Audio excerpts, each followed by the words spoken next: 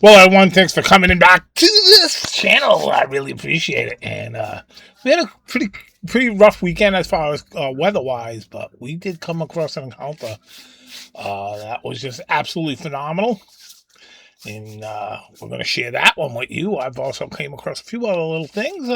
Still had a little wobbler around, a little common yellow throat.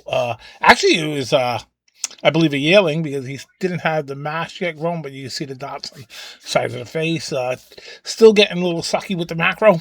Don't ask me why, but trying to switch lenses is just always turns into a nightmare for me. But that's just me. You know, I'm a nightmare. It's a nightmare out there. Jody had a great little time getting back out there again with her eyes. Unfortunately, like I said, we had two pretty much damp, rainy-ish sort of, not the perfect days, and all the area there where we had a ton of butterflies that we were going to.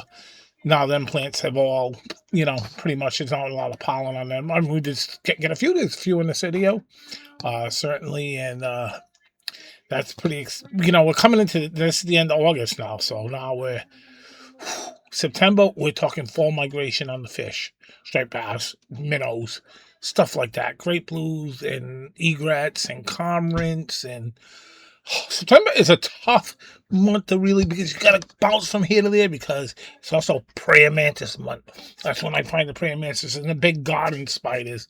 And the other morning I almost cried. I went by a field in the fog and all the spider webs were lit up. And if you followed me over the time, I love photographing spider webs. I love the dew on them and stuff like that. And it's something we haven't seen a lot of. So I think you're going to enjoy this episode. I hope you do. It's probably a lot shorter than last week. And I know I dragged the great blue heron on a little too long last week.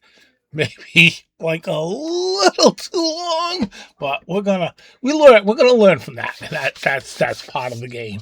And of course, Jody's gonna have her segment coming up. I have no idea what she's gonna throw in, but you'll see Jody again. I promise you. Peace.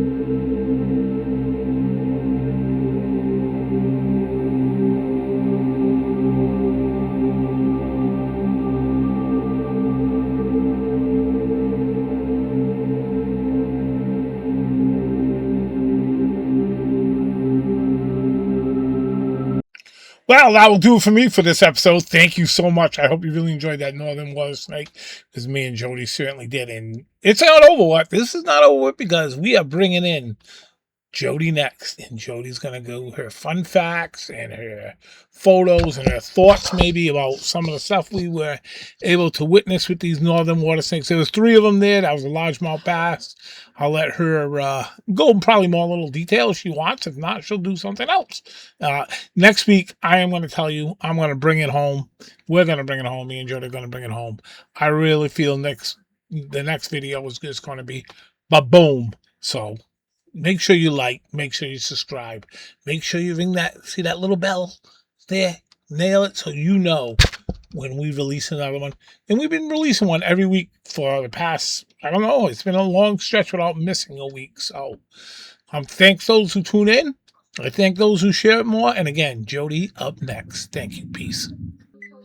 Hi, everyone. This week I am starting off with this little guy, the western dusky slug. They thrive in damp woodlands, gardens, and moist soils. They are crepuscular, which means they are most active at dusk or on overcast or rainy days. They navigate using chemoreception, which enables them to detect food sources like fungi from up to 16.4 feet or 5 meters away. I'm guessing that this is a male bumblebee, considering he lacks the pockets on the back of his legs to hold the pollen. Bumblebees can still collect pollen even from a plant that is on the decline. Their nectar provides energy, while the pollen is a rich protein source for the bees and their developing brood. Although this particular bee is male and is not collecting that pollen, he is certainly shaking it around for others. Beautiful goldenrod. Goldenrod blooms in late summer to early fall. It provides a crucial nectar and pollen source and is an important plant for biodiversity. Here are just a few goldenrod visitors we encountered. The harvestman is often confused as a spider, but they are arachnids like ticks and mites. They consume plants, fungi, carrion, and invertebrates, including snails.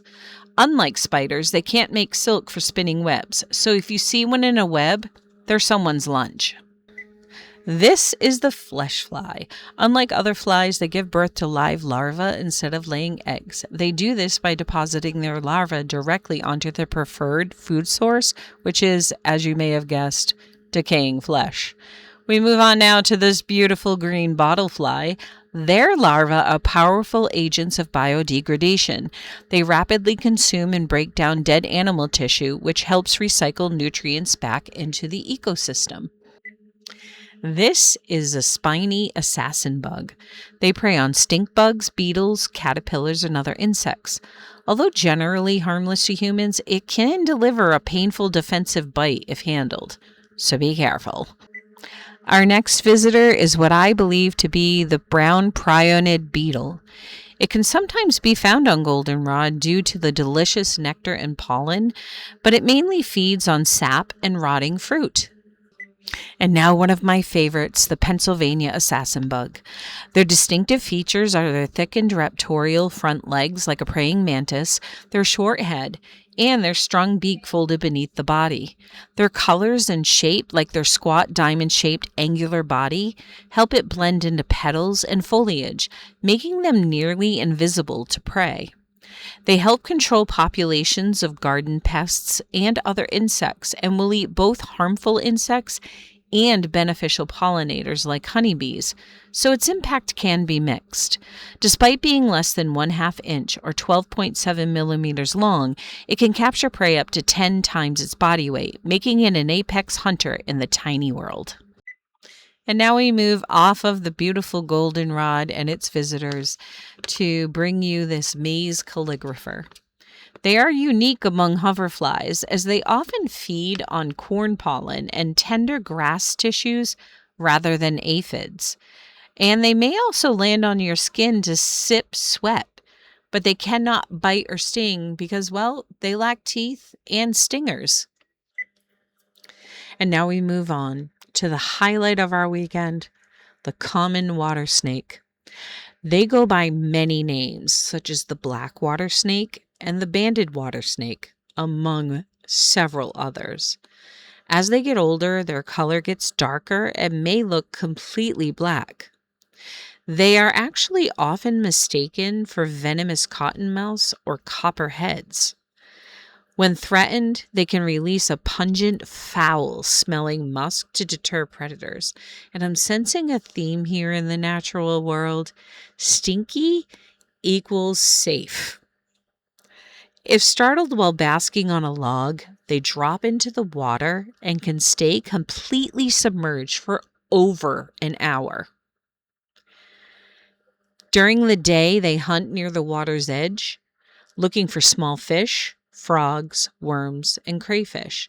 This particular group happened upon a fresh bass carcass, whose smell had several of them coming out of hiding in the rocks to investigate and even attempt to bite and move the fish to a different spot, which proved rather difficult for them because I imagine this is not the size of their usual prey. Common water snakes mate from April to June, with babies being born from August through October. The mother snakes do not lay eggs like other snakes do. They can, however, have up to 30 live babies at once, but the average is only 8. The young are immediately on their own from birth. There is no mother's milk, no taking care of them. The moment they are born, they must learn how to survive. When cold weather arrives, they all gather in communal dens like beaver dens or rock crevices, and they remain inactive together for the whole winter. Although they are not poisonous to humans, they will defend themselves and can give a painful bite, so be careful if you need to move one.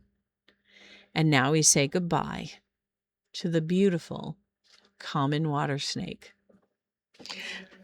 Well, everyone, I hope you enjoyed this week's episode. I know that we loved putting it together for you. Those snakes were a wonderful and unexpected surprise.